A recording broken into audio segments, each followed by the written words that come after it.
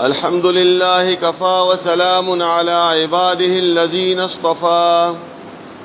أما بعد فأعوذ بالله من الشيطان الرجيم بسم الله الرحمن الرحيم ظهر الفساد في البر والبحر بما كسبت أيدي الناس ليذيقهم بعد الذي عملوا لعلهم يرجعون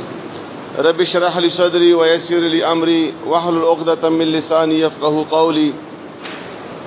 اللهم صل على محمد وعلى آل محمد كما صليت على إبراهيم وعلى آل إبراهيم إنك حميد مجيد د ماډر عزتمندو مشرانو او مسلمانانو او جوانانو او د ماخیاندو او میاندو نن به ان شاء الله د مو درس کومه موضوع ده هغه بداوی چې په دنیا کې هر سړی پریشان ده که مشر ده او که کشر ده که خزه ده او که نر ده او په هیڅ شي کې خیر او برکت نشته ده نه په ژوند کې خیر او برکت شته نه په کور کې خیر او برکت شته او نه په دمو ودونه او خوشحالیانو کې خیر او برکت شته او نه دمو په رزق کې خیر او برکت شته دا خیر او برکت ویلی نشته دا د دې وجه څه ده که تاسو خیال کړئ یو دوه ورځې مخکې مو درس کړو چې دا خیر او برکت په کوم اعمالو باندې راځي هغه کوم اعمال دي چې انسان هغه اعمالو کې او په دې هر شي کې برکت راشي او نن به درس په دې باندې کوو ان شاء الله چې هغه کوم ګناهونه دي کوم هغه اعمال دي چې هغه باندې خیر او برکت ختميږي د ما عزتمندو انسان چې دا پورا زندگی کې دا کوشش کوي چې د ما په هر شي کې برکت راشي کغه د ما ژوند دا کغه د ما بچی دي کغه د ما کاروبار دا او کغه د ما هر یو شی د ما ته خوشالۍ ملاوي شي ما ته اطمینان ملاوي شي ما ته سکون ملاوي شي پس مکه کې او په دې ژوند کې هغه د پاره د هر قسم کوشش کوي او بیا دې حاصلولو د پاره دغه شنو حاصلولو د پاره انسان بیا مختلف تکلیفونه په ځان باندې تیروي او برداشت کوي لکه مثلا موږ کاروبار کوو نو نه میر ته ګورو نه سړی ته ګورو نه غرمه ته ګورو نه لوګي تندې ته ګورو نه مخوب پوراوي خو بس منډه کوو دکان ته دکان خلاصو ځکه صدايوا مجبوری ده دمو بچی بوي دمو ورونه بوي دمو عزیزان بوي هغه خپل وطن پرېګ دی خپل بچی به پرېګ دی لاړ بشي قطر دوبۍ ته سعودیات او د نور ملکونو ته لوی په کالونو و مسافر وی هغه او دا پته اخچا ته لګیږي د چا سفر کړی هغه د څومره تکلیف تا هر یو کار کې محتاجی ده دا ویلي دا څه د پاره دام دي د پاره چې په ژوند کې خیر او برکت راشي چې خوشحالي راشي او بیا د ما عزتمندو دي د پاره د خیر او برکت او خوشحالي د پاره بیا مو د بلچا محتاجین په ځان باندې وړو بلچا ته سلام کوو بلچا ته سلوټ کوو د بلچا خبره منو د بلچا حکم منو بلچا لاندې وخت راو یعنی هر قسم محتاجین په ځان باندې وړو خو ته مو بچي وتا او د مو کور ته او د مو په ژوند کې خیر او برکت راشي لیکن خاص خبره ده چې په دې باندې مو سوچ نه دا کړي چې دا خیر او برکت دا ختميږي په تشي باندې د کوم یو عمل دا کوم یو ګناه دا یا کوم یو د سکار دا چې هغه باندې د مو په مال کې د مو په ژوند کې د مو په بچیو کې خیر او برکت نشته دا کيو سړی سره ډیر زیات مال او دولت تا کروڑپتی اربپتی دا خو هغه ته شپې ته مالی د نشي ګولې خورینو بیا خوب کوي او هغه سره ټینشن څومره زیات دولتمند دا ټینشن سره زیات تا سره خوشحالي ورته نشته څومره غریب سړی دا پیسې مال دولت سره لګ دا هغه ورېږي دومره ستړی شي شپې خبره نه خو بیا ولې بیا دا وجه څه دا وجه دا چې څومره د مال زیاتیږي د دنیا هر سوله لږ زیاتیږي او ور سره مال کې خیر او برکت ختميږي او څومره مال کم وي د انسان سوچ او فکر هغه محدود وي نو هغه ور کې مال کې خیر او برکت بیا خوشحالي وي ور سره نو د ما عزتمندو بیا خاص خبره ده دا خاص خبره ده ګوره برکت مو دي ته یایو ته مال ډیر شي او به برکتی دي ته یایو ته مال کم شي خو دین علاوه خاص خبر دادا چې بے برکتی دي ته یایي کوم مال کې برکت نوي هغه مال څنګه د الله رضا نه علاوه د بل چا رضا د پر استعمال شي دا به برکت مال ده کغه ډیر زیات مالدار سړی ده هغه مال چې کوم ده هغه د شیطان په لیاره کې استعماليږي نو هغه مال کې به برکت نوي دا سړی به خوشحال نوي دا سړی به مطمئن نوي په خپل ژوند کې دا به پریشان وي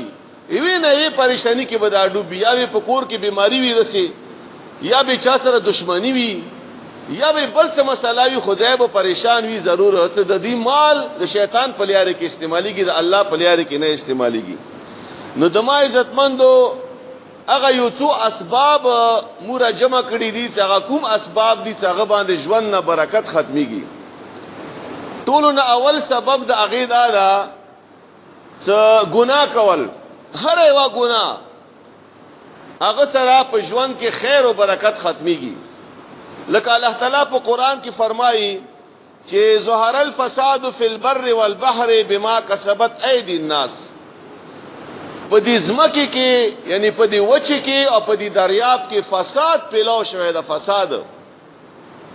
او د فساد مطلب څه د مفسرین فرمایي چې فساد مطلب همدادا چې هر سړی پریشان ده د فساد نه سړی تنگ ده د دریابونو فساد دادا چې دریاب نه کوم خیر او برکت راتلو هغه خیر او برکت وسار ده د وچه فساد دادا چې په دې ځمکه کې کوم خیر او برکت او هغه خیر او برکت وسار ده او دا ویلي وجه څه اصل خبره ما مقصدی خبره ده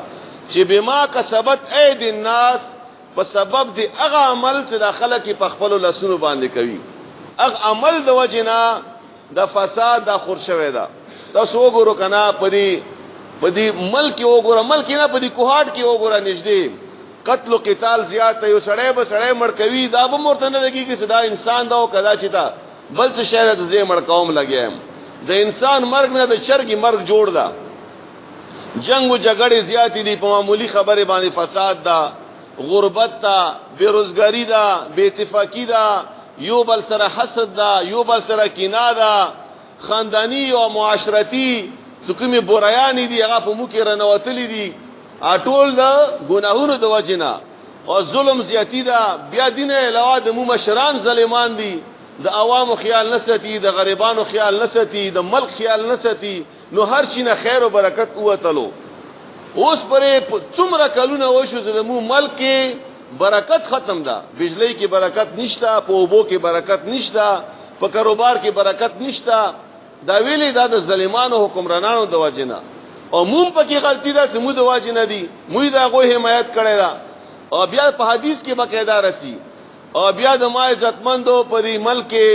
یا په دې مو معاشره کې خیانت زیات ده و د خلافی پکې زیات ده درویغ پکې زیات دي ملاوت پکې زیات ده دا ټول هغه فساد ده په دې ځمکه کې خور شوی ده او دا مو په خپل کو دا لګیایو او بیا د ما عزتمندو الله تعالی فرمای په قران پاک کې چې کما دا ګناهونو د وجنا دا خلق رانیولې نو د مخ پس مکه به یو انسان هم ژوند نه پاتې خدام د الله لوی مهرباني ده چې موږ ګناهونه کوو او الله تعالی مور نه سینا او بیا د حضرت عبد الله ابن مسعود رضی الله تعالی عنہ نه روایت تا ان الرجل لا يحرم الرزق بذنب یصيبه بشکا د سړی چې کوم د انسان دا په ایوی ګناه باندې الله راونی سي او دی باندې دغه رزق راتنګ کی دا رزق قربان راتنګ کی د حرام او د وجنا د ګناه د وجنا او بیا د ما عزتمندو ایوی بلې خبره ته د متوجو نشتا چې ګناهونو د وجنا دمو عقل کار پرېږدولې ده د موږ کوم سوچ دا د موږ کوم فهم دا هغه کار پرېږدولې ده او د ما عزتمندو د مو حافظي کمزوري شوې دي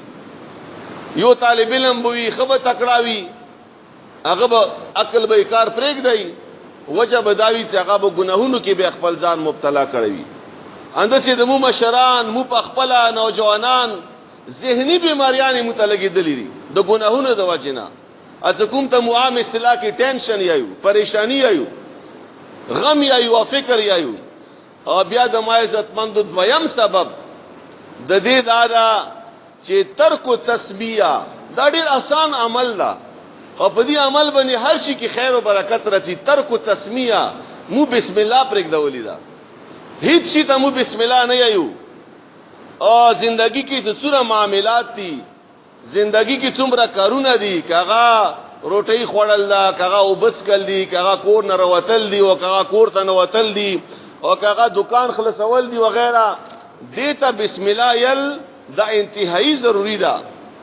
ځکه چې رسول الله صلی الله علیه و آله وسلم فرمایي اذا دخل رجل بیته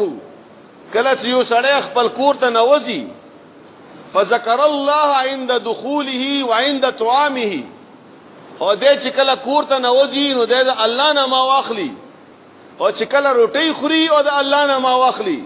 نو قال الشیطان نو شیطان به دا خبر او کې خپل ملګرو ته چې دیږي کې مو ته روټي نه ملويږي ولا عشاء او دیږي کې مو ته د شپې ځای ملويږي دومره خیر او برکت ته په بسم الله کې کني دا شیطان څخه دا دی باندې پرونه مو خبره کړی و د شیطان د مو رګونو کې نه وتل دا خو بسم الله سره دا تختی دا الله نه سره دا تختی نو رسول الله صلی الله علیه وسلم فرمایي دی حدیث مطلب دا چې کله تاسو کور ته نوځئ نو بسم الله یایو او کله چې روټي خورئ نو بسم الله یایو نو فایده به داوی چې کور ته به شیطان نشي نوتله او پر روټي باندې به تاسو د شیطان کې نستل نشي کنه روټي د شیطان دا روټي در نخري بیا برکت ورنه ختمي درنه کور نه برکت ختمي او بیا رسول الله صلی الله علیه وسلم فرمایي په دې حدیث کې واذا دخل رجل بيته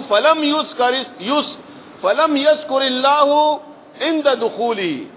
او کله چې د سړی کور ته نوځي او د الله نه ما ونخلي نو قال الشیطان نو شیطان وی بیا چې شپې د پاره خدای ملاو شولو شیطان وی چې شپې د پاره ځای ملاو شو ځکه د بسم الله په دې کور باندې ونه لښو واذا لم يذكر الله عند طعامه او چې کله بیا روټي خوړل وخت بسم الله ونه لشي نو بیا شیطان وی چې روټي هم ملاو شولا نو بسم الله ته پر روټي وای نو شیطان به تختیږي او کونه لا نو شیطان به روټي کې در سره کینی نو خیر او برکت به ورنه ختم شي کورونو کې نن سبا د کومي پریشانیاں دي دا وجه سره دا وجه هم دا چې مکور ته شیطان رنوتل دا په انسانانو کې شیطان نوتل دا د مو په کور کې شیطان رنوتل دا غد وجنا په خپل کې جنجال لا مسله دا ټینشن دا پریشانی دا او بیا دسي مسلمانان هم شته دي څنګه په یو بل باندې بیا جادو کوي او دې لپاره هغه دا کوشش کوي چې دا کور ته د جادو حکم د شیطان څنګه ورناوزي د پیره څنګه ورناوزي او جادو کول دا کفر ده الله تعالی په قران کې فرمایي نو د ما عزتمندو مسلمانانو شان دا نه ده چې دا یو بل باندې جادو وکي یو بل په مشکل کې اور واچي بلکې مسلمانانو سره دا مناسبه ده چې یو بل نه مصیبت لري کی پریشانی اور نه ختمه کی او دغه جادو او دغه پیریان او دغه څه دا کنه بو ایمان مضبوط شي په بسم الله سره دا ختميږي دا د رسول الله صلی الله علیه وسلم بیان ده او بیا د ما عزتمندو یو وری رسول الله صلی الله علیه و آله وسلم په خپل کور کې ناس او روټي خوړلا او دې سره د دې بچي څنګه ام سلمہ رضی الله تعالی عنها بچو هغه سره رغله او پختو کې مور ته پرکټه یو هغه هم پر روټي باندې ناس روټي خوړلا نو هغه په خپل فرمایي هغه بچي چې کله ما روټي خو امر نه مایدا چې کله ما روټي خوړلا نو ما به لاس کله یوځه کې کېګ داول هغه کې پالیټ کې کله بل جناب ما ترکاری راوخستا کله بل جناب راوخستا نو رسول الله صلی الله علیه وسلم ما ته ویلو چې یا غلام اے بچیا دسمه کوا اذا اکلت فقل بسم الله کله چې ته روټي خورې نو هغه ته بسم الله یا وکل بیمینک او په خلاص باندې خورا وکل مما یدیک او خپل طرف نه خورا خپل مخ نه خورا د بل چا مخ نه خوراک مکوا نو دي کې اوم ګوره د بسم الله تاکید شوی دا چې خوراک په وخت کې بسم الله یا نوغه کې به خیر او برکت راځي دریم سبب د برکت د ختمېدو دا چې په درویغو باندې قسمونه خوړل او خصوصا کاروباري خلکو د پاره دا خبره ده چې هغه کاروبار کې چمک دمک پیدا کولو د پاره کاروبار کې مال زیاتولو د پاره په درویغو قسم خوري دا عموما د عادت مو معاشره کې شته ده نو د ما عزتمند رسول الله صلی الله علیه و آله وسلم فرمایي چې درویغو قسم خورون کې د پاره قسم اخري چې د ما په مال کې به برکت راشي د شی به خرج شي خرچېدو لپاره قسم وکړه دا قسم د اصلي شی ده دا اوریجنل شی ده دا 1 نمبر شی ده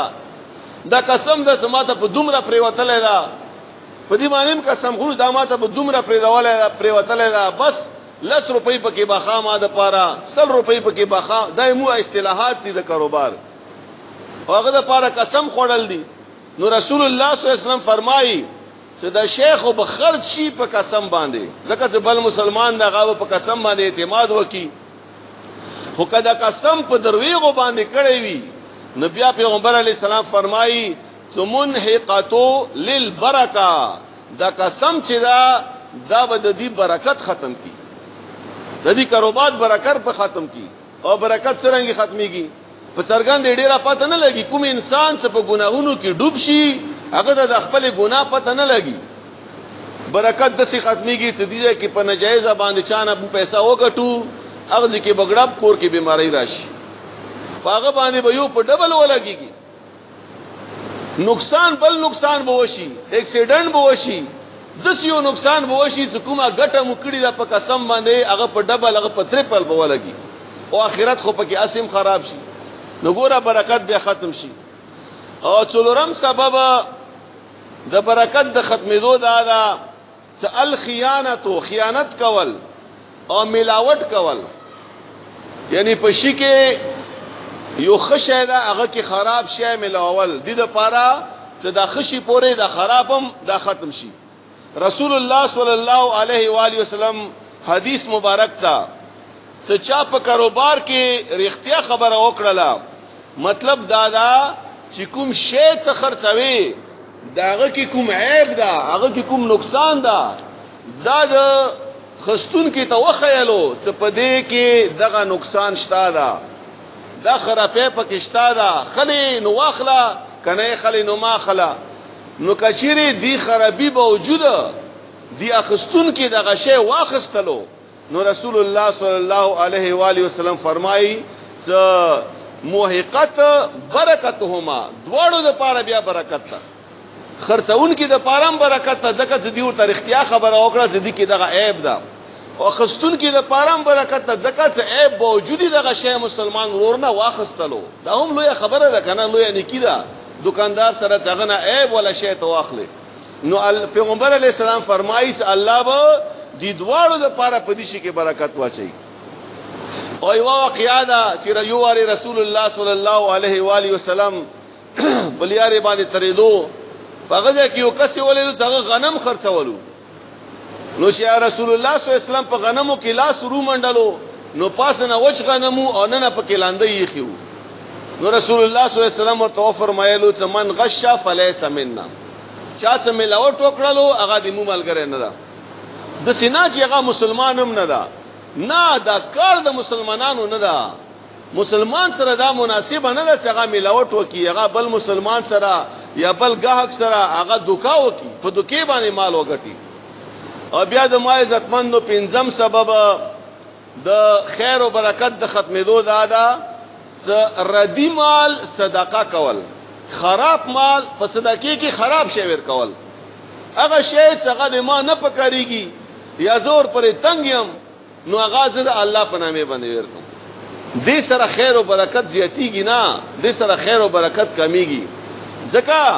چې رسول الله صلی الله علیه و آله وسلم یو ځله زکات جمع کولو اعلان وکړ چې زکات را جمع کړي زکات خو فرض ده کنه چا باندې زکات کیږي دا خو فرض ده نو خلکو زکات را جمع کولو په دې کې یو کستا چې هغه اوخرا واستو خپل اوخه او فرمایي چې دا اوخ کمزور هم ډیرو او بیمارم ډیرو نو چې کله رسول الله صلی الله علیه وسلم دغه اوخ وکتلو نو پیغمبر علیه السلام فرمایلو اللهم لا تبارك له في ماله یا الله د دې سړي په مال کې برکت و ما چي دا ګورا رسول الله صلی الله علیه وسلم په دعا بوي او بیا قبليږي نه نو په زکات کې ته یو شی ور کوي په خیرات کې ته یو شی ور کوي نو دینه دا ثابت شوله چې خشه ور کا خمال ورته ور کا او بیا د ما عزتمندو په قران کې الله څه فرمایي چې کوم ځای کې د صدقو بیان دا هغه ځکه الله هم دا فرمایي د خراب مال په باره کې چې ولستم باخذه الا ان تغمدوا ته په خپل نه خلې دا خراب شي او الله په نامه ور کوي تا ته چې خراب شي در کوي مو نه خلو خراب شي مگر کا خلې نو سترګې ور باندې پټې کې نو خلې یعنی نه چاہتے ہوئے غوړې نه خواشه واخلې نو دغه خراب شي د الله په نامه باندې تویر کوي پس دا کې نو پیغمبر علی السلام فرمایي چې دې سره او په مال کې خیر او برکت به ختميږي او د ما عزتمندو به د مسرت حال دادا چې کله څوک جمعات نه سپلای پټی کې نو اول خپاشو ورسته وي چې بځای دي صدقاش ولا یا یو کس ویوا مشهوره واقعا ده چې یو سپیونه روټي تختولی وا او سپې مخ کې و دا کس ور پسې خو ته سپې ټینګ نکړلو اخر ورته ویل چې بځدا ما طرف نه صدقاش ولا نو مو صدقې خود سې دي یو ځای کې مو وسونه رسیږي نو بل ځای دا صدقاش ولا نو دا خو الله ته دوکاور کول دي بلکې خپل ځان ته دوکاور کول دي الله ته څوک دوکان نشي ور کوي خپل ځان په خپل مو په دوکې کې اچول دا نو د ما عزتمندو صدقه ته وس رسیږي نو خشه په صدقې کې ور کول پکاري ځکه چې دا دي سړی ته نه ور کوي دی انسان ته منور کو اصل کې دا الله ته ور کو د دې بدل الله نه مغواړو قیامت پورې دي نو الله ته خشه ور کو نو الله به بدل متخرا کی او بیا د ما عزتمندو شپږم سبب دا دا واجبہ غو خبره ده او دا په حدیثو کې راغلی دا حدیث کې مخ تراغله نو یلخي اوس پکار دي تاسو هم حیران شو زدا څنګه واجبہ سبب ده سدي سره مال کې برکت ختميږي فرمایي رسول الله صلی الله علیه و آله وسلم چې من با دارن چاته کور خرڅ کړو کور او یا ازمکه خرڅ کړه پلاټي خرڅ کړو فلم يجعل ثمنه في مثله او بیاي په دې پیسو باندې ام دې په شان دي ځای وانه خستلو یعنی کور وانه خستو یا پلاټ وانه خستلو قال كمن الله يبارك فيه نو ممکن ده چې الله ودیتا خیر او برکت وانه چي په دې کې دا اوس عجيباونه سبب ده په دې باندې مونږ نه پويګو مطلب دا ده چې کوم شی ته د زمکه د خرڅه کا په دې باندې زمکه واخلا کور د خرڅ کو په دې باندې زمکه واخلا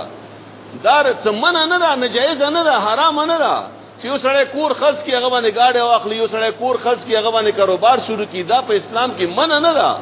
خدا رسول الله صلی الله علیه وسلم فرمایي چې دا ممکنه ده چې په دې کې به خیر او برکت نه وي نو تاسو لږ سوچ وکړئ چې دیشي چې مقصد شي خبر آرام شي چې یو سړی پلاټ یا کور خرڅ کړی وي بل شي د پاره پاره کې به نقصان کړی وي لکه چې رسول الله صلی الله علیه وسلم خبره ده بهرحال دا یوم سبب په حدیثو کې مخ تراغلو نمازان سره ولیکلو وم سبب دا د خیر او برکت د ختمېدو چې کله په مال کې سود شامل شي سود یا د سود کاروبار وي نو هغه کې بیا خیر او برکت نه رسي او سود یې چې شتا د سود تعارف دا چې کل قرض جر نفعا فهو الربا هر یو قرضا چې تا ته ګټه دیر کی بس دا سود ده هر یو قرضا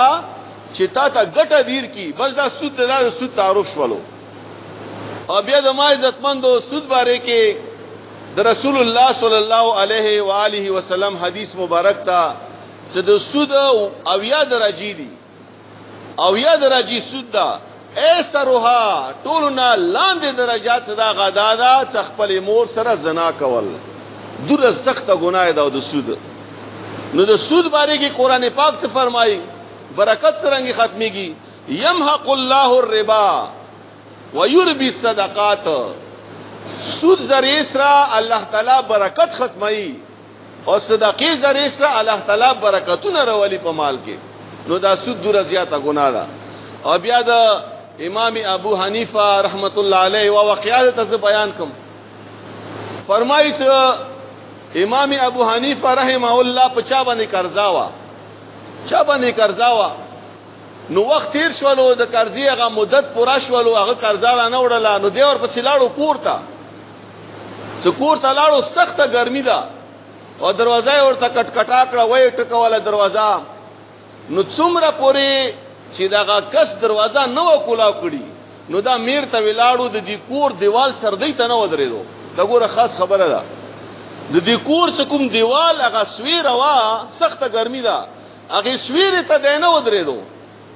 نو چا ورنه پوښتنه وکړه چې ته د سویره ته ودرېږه څومره پرې د کور مالک نه دروتله هغه لڅنا ز قرضې پسې رغلم د سویره ته ودرېدل د ما د پر سود ده دینه ز फायदा نه اخلم دي سړی نه قرضې د پر ز دینه फायदा واخلم اوس کې دومره خو هغه احتیاط کولو په دې شي کې او بیا دا هم راغلي دي چې چا باندې د قرضاوي هغه سره به گاډي کېم نه چي څه گاډي کې تور سره کېنه ځکه څنګه تا گاډي کې دې د پاره کې نه هي سماته پیسې رکړې دي دا هم په سود کې راځي دوره زیات احتیاط وکړي او موږ څه کوو د مو ټول ملک نظام په سود باندې دا د مو ټول معیشت په سود باندې روان ده نو څنګه به خیر او برکت راشي او بیا شپې و اتم سبب هغه دا چې کله په انسان کې حرص لالچ تما دغه شی ته پیدا شي په انسان کې نو بیا هم دغه شیونه مال کې برکت ختمي لکه رسول الله صلی الله علیه وسلم فرمایي ومن اخذه باشراف نفس کوم سړی په مال کې حرص او لالچ کوي لا یبارک له فیه لم یبارک له فیه الله تعالی د دې په مال کې برکت وانه چي چا کې ته حرص وي صورت الله درکړي دي هغه باندې قناعت کول پکار دي هغه باندې صبر کول پکار دي کني دا حرص دا د شیو عیب دا چې دا پچا کې راشي دا لالچ دا به ختمي کی نه رسول الله صلی الله علیه وسلم فرمایي ته چا سره یو احد برابر سونا سوینو هغه به ته ما سره د نور وای یو کور شي ته دوا وای دوا شي درې وای یو پلاټ شي دوا وای درې وای یو گاډي شي دوا وای درې وای دا د انسان هرڅ ته دا نه ختميږي څومره پر سړی خله ته خوري نوی نو وتلی وره پر انسان مړیږي نه لالچی انسانم او بیا الله تعالی په قران کې فرمایي الهاکم التکاثر حتى زرتم المقابر دا خلق څه کوي دا د مال په ډیروالي کې مقابله کوي یو بل سره حتى زرتم المقابر ترغه پورې څه ده قبر ته نوی رسیدله نو قبر تلو پورې دغه مقابله دا چې مال ډیر شو مال لږ شو هغه ډیر یو غټلې مالګي یو غټلې دا ټوله دغه مقابله ده او بیا انم سبب د مال د ختمېدو هغه یو حدیث بیانوم ز تاسو ته هغه کې بیا 15 خبره رسول الله صلی الله علیه وسلم کړې دي په یو حدیث کې دا 15 خبره راجمع کړې دي هغه کې ټولونه اول خبره ده چې رسول الله صلی الله علیه وسلم فرمایل یا معاشر المهاجرین مهاجرین ته خطاب کولو د مدینه ته کوم مهاجرین رغلی او مکه ول رغلی او مدینه ته هغه ته خطاب کولو چې اے د مهاجرینو ډلې 15 خبره ز تاسو ته خیم که تاسو په دغه 15 خبرو کې مبتلا شولې نو زه پناه غواړم الله نه چې تاسو په دې خبرو کې مبتلا نشئ د 15 خبرو کې ا 15 خبرې څه شي نمبر 1 زنا کول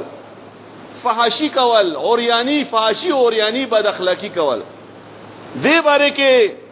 فرمایي رسول الله صلی الله علیه و آله وسلم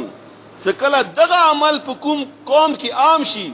نو په دې قوم کې په دې علاقې کې بیماریاں ډېرې زیات شي او ته بیماری زیات شي نو مال او برکت خو ختم شو هر شي د مال او برکت وته او بیا یې هغه بیماریاں براشي څنګه بیماریاں به مخ کې چې تا چانوي کتلی نن وګوره بیماریاں کنه عجیب بیماری ایډز بیماری دا کینسر بیماری دا هپاتایټس بیماری دا ټول یو بل نه لګي کنه او د سې بیماریاں دي انسان وو ته حیران شي چې دا څنګه ډاکټر وبای نه پويږي ځکه خو علاج نشته نو دا څه د وجنه دا وجه دا چې په معاشره کې فحاشی اوریانی بد اخلاقی زنا د عام شوی دا نو کومه معاشره کې دغه شی عام شي هغه باندې بدا بیماری رسی بیا او د ما عزتمندو امام غزالی رحمه الله فرمایي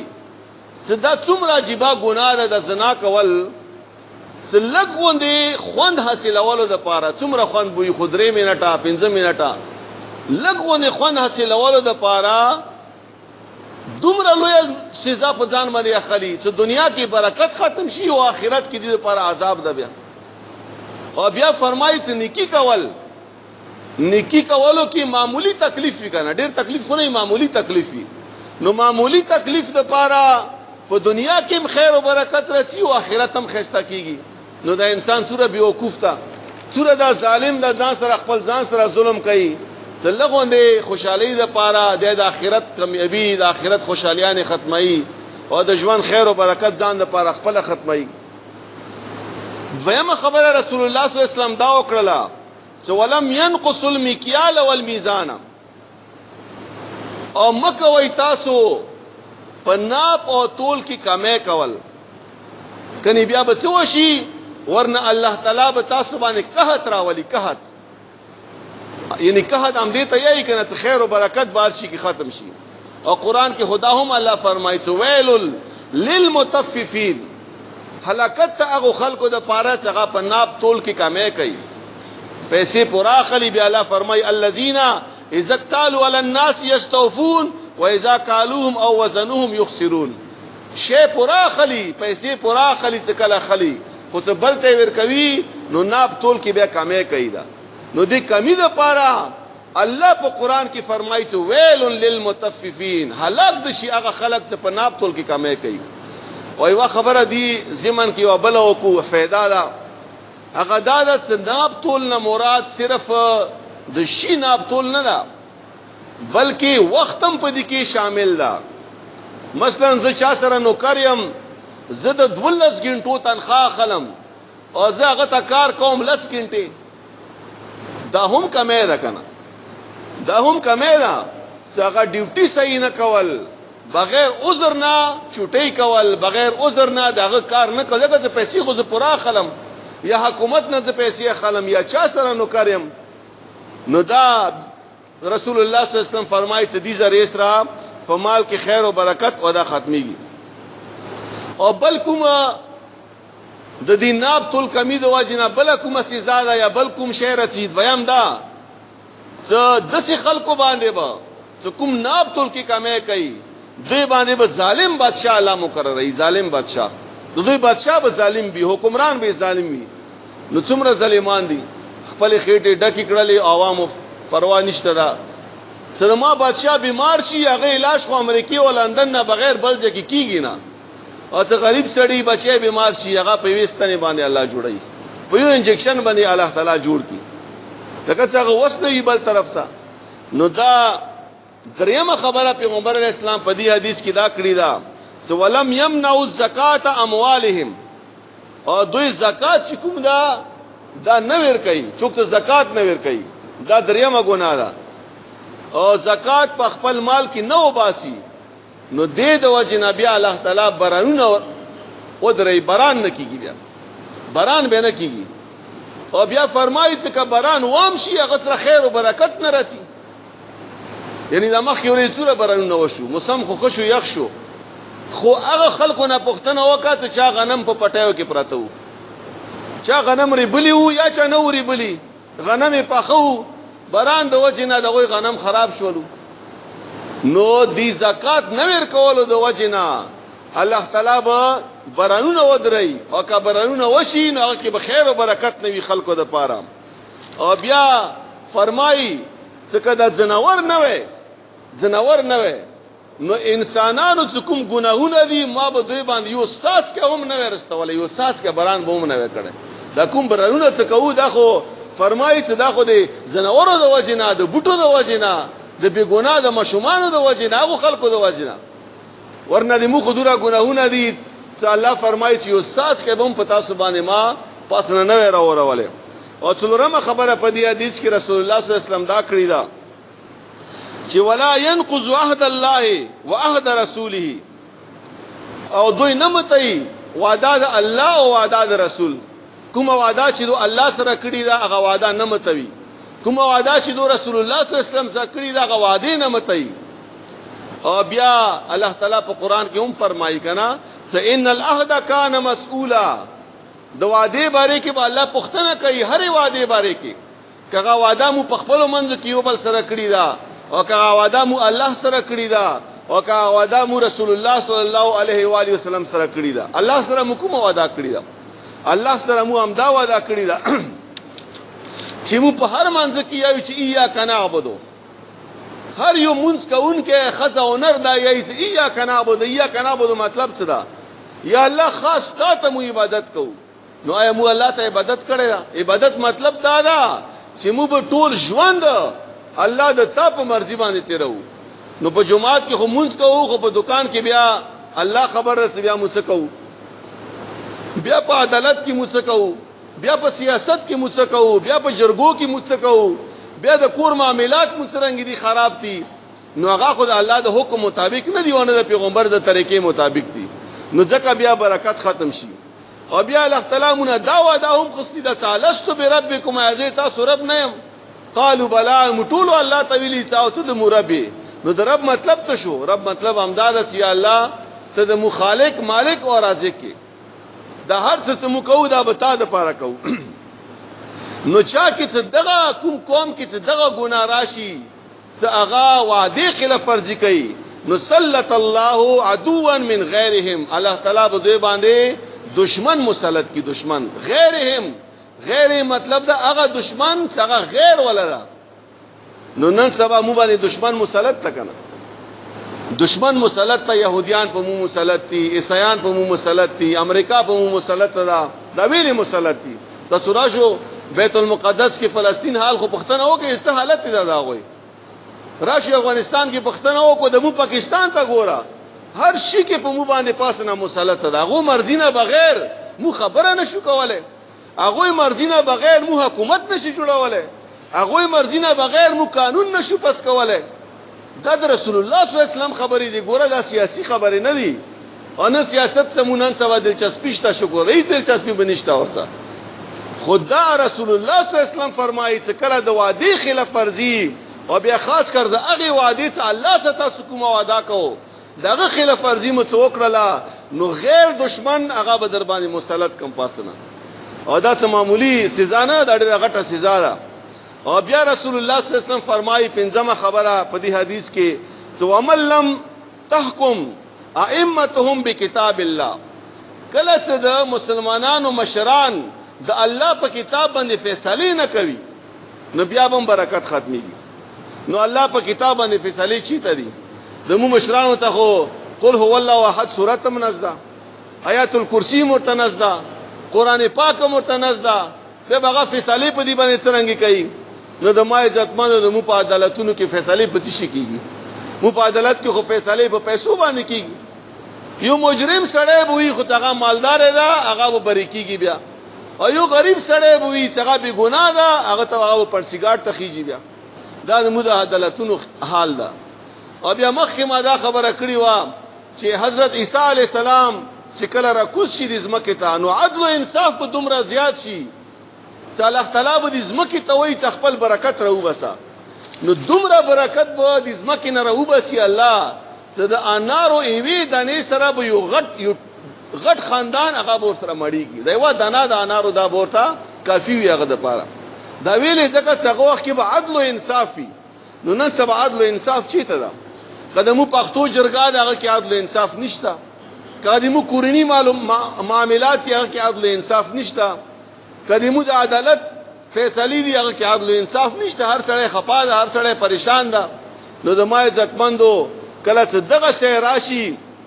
نو بیا رسول الله صلی الله علیه و آله وسلم فرمایي چې دې قوم کې سزا به چوي، دې قوم کې به جنگ جګړه او فساد به زیات شي.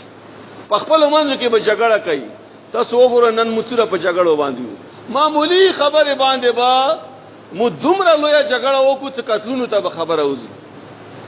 کله مو دینداري طبقه دا کوئی په خپلو کې جګړه ده، کله مو عام خلک دی کوئی په خپلو کې جګړه ده.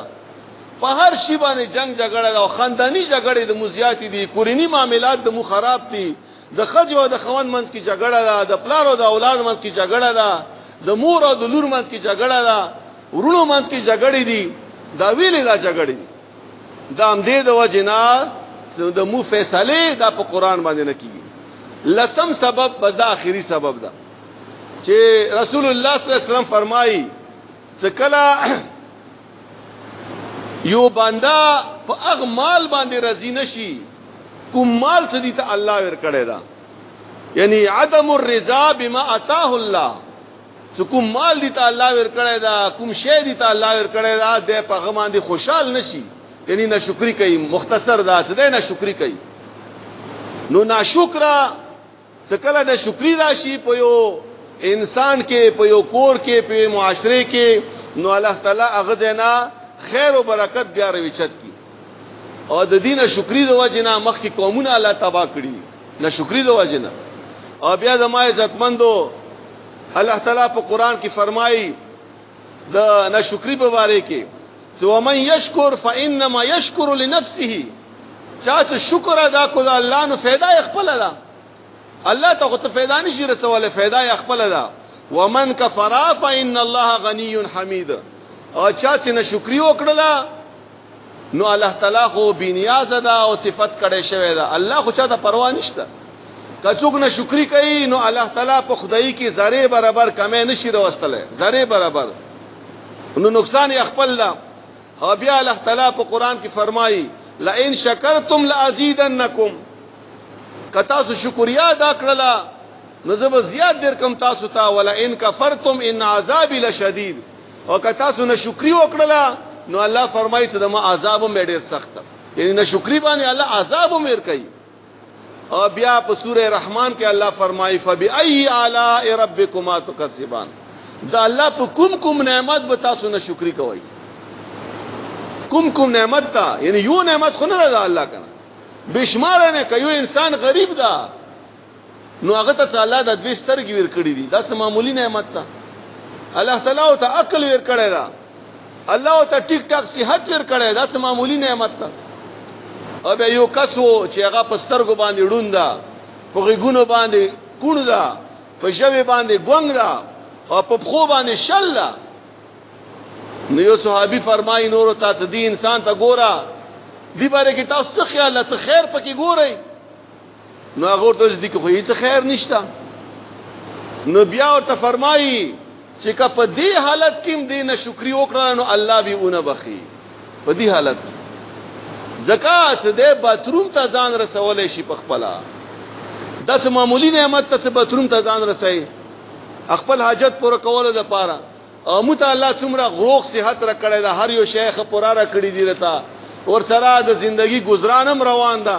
نو بیا موږ شکرې کوو دا عمل په زناناو کې ډیر زیات تا نو د ما عزتمندو ناشکری څکلا راشي نو بیا رسول الله صلی الله علیه وسلم فرمایي چې هغه قوم کې بیا خیر او برکت هغه به ختميږي د ما عزتمندو دا یو خبره تاسو په خدمت کې ان شاء الله سبا جمعه ورځ ده او جمعه تاسو ته معلومه ده ته مونږ لګ وختي کوو نو کوشش کوئ چې په ټایم باندې راشي خصوصا زنانا دي مسره او زناناو تعداد مسره زیات ده ان شاء الله زناناو په خدمت کې ماته حاجی صاحب خبره کړې و وصال خانه چې دوی دا درې سالورې زمخ کې مت 40000 روپۍ را کړلې جمعات د پاره نو دا څه معمولی خبره نه ده او په دې جمعات کې د زناناو مسره ډیر زیات امداد ده دا الله په فضل سره په هر رمضان کې کم از کم تر ډیره کم 1 لک روپۍ دوی مترکای دا چاندا ټولې خپل کې دا رسیدي جمعات ته نو دا څه پورا پدی کې ډی کې نه ځین ته پورا پدی کوهات کې د سي محله بنوي ان شاء الله څنګه کې د زنانو کارم رواني د سړیو کارم رواني او دا د مدسي محله ده ان شاء الله څه پدی کې ډیر زیات اتفاق او اتحاد ده خود دې اتفاق او اتحاد وجه څه ده الله متمشران خره کړی دي مشران څه کله خوي هغه کې به خیر او برکت په محله کې په جمعات کې په مدرسې کې په هر یو کار کې او بیا دویمه خبره مدا کوله چې دا کوم درس روان ده دا تاسو دې کې دا اتیا سل کسان ناشتي سړی اولاندې خځې دي 300-400 زنانه دي تقریبا هغه ناشتي دي دا 400-500 کسان نه ووري دا سبق دا سبق په زورګونو کسان ووري دا موږ د موبایل کې سره کټ کوو دا د پاره مسره کسان دي مدرسې دي بقاعده یعنی کم از کم 15 مدرسې دي هغه ته دا درس بلاو شي هغه ټول ورته کینی په لوډ سپیکر کې ولګي او دا درس به واوري نو خبره مدیده لپاره کوله چې په دې ثواب کې تاسو هم شریک یو دا ټوله محله په دې کې شریک ده دغه مشران په دې کې شریک دي ځکه چې تاسو د وجنه د دې محله د وجنه د دې زنانو د وجنه د دې مشرانو د وجنه دوره خلکو ته خیر او برکت رسیږي نو دا څه معمولی خبره نه ده قیامت پورې جب یو کس هیڅ نیکی نه وي ورسره نیکی به نه وي کړی خداغه په تل کې و دومره نیکیان الله تعالی ورواچي هغه به حیرانی صدا چتوي نو الله ته فرمایي تا یو ته قران خیل او هغه بل ته خیل او هغه بل ته خیل هغه نیکیان د تا په تل کې راغله نو دغه نیکیان د ازیاکی نه د قیامت پورې به ان شاء الله همد سي جاری بوي نو د ما عزتمندو ما عرض دا کولو ته کوشش کوو چې په دې مجلس کې ډېر نه ډېر حاضری وکړي زنانه دم کوشش وکړي سړیم کوشش وکړو په دې کې ډېر خیر او برکت ته ان شاء الله دنیا او د آخرت خیرونه ده پکې دعا وکړئ امين الحمدلله رب العالمین والصلاه والسلام علی رسول محمد و آله و اصحابہ اجمعین یا الله تعالی د کوم سبق مو ویلو دا په خپل دربار کې قبول کړي یا الله تعالی په دې باندې عمل کول توفیق راکړي یا الله تعالی مونږ هغه کار واخلې چې تور باندې خوشاليږي او یا هغه کار ما خلص تور باندې خفه کېږي یا الله تعالی دې مو دین او دنیا کارونو کې خیر او برکت واچي یا الله تعالی مو باندې رحم وکي دې مو مور او پلار باندې رحم وکي یا الله په دې حاضر جمع باندې رحم وکي او یا الله تعالی ټول مسلمانانو باندې رحم وکي یا الله تعالی ته مو ته د دنیا او د آخرت عزتونه نصیب کړي دنیا او د آخرت به عزتینه موسته یا الله تعالی چاته محتاج مکه یا الله تعالی چاته مستر ټیټی مکه یا الله چا په مخ کې مرسوا شرمنده مکه یا الله تعالی هر ځکه د مو یا الله عزت وسته پردا مو وسته حیا مو وسته یا الله تعالی د چا په زړه کې کوم قسم ته شریعه حاجت یا الله تعالی ته پورا کې یا الله تعالی د چا په کورونو کې څه مسائل وي رشتو حواله سره د چا څه جګړه وي په کورونو کې یا الله تعالی په مینه محبت بدل کې یا الله تعالی صورت بیماران دي کاغه د مو په خاندانونو کې دي کاغه د مو په وطن کې دي کاغه غیر ځایونو کې دی یا الله صورت مسلمانان دی یا الله تعالی غو ته شفای کامله ورکړي او یا الله تعالی څوک څه قرضداري دي قرض نه اخلاص کې د چا روزګار نشته حلال روزګار ورته ورکړي یا الله د چا روزګار شته پکې خیر او برکت واچي یا الله تعالی د چا اولاد شته نیکو صالح لوی کې او د چا اولاد نشته یا الله تعالی نیکان بچي ورته ورکړي یا الله مو په دې محله باندې رحم وکړي دمو په دې مشران او سپینګیرو باندې رحم وکړي یا الله تعالی صورت مردگان شوی ته په خپل دربار کې وبخي وصلی الله تعالی علی خیر خلقی محمد و آله و اصحابہ اجمعین.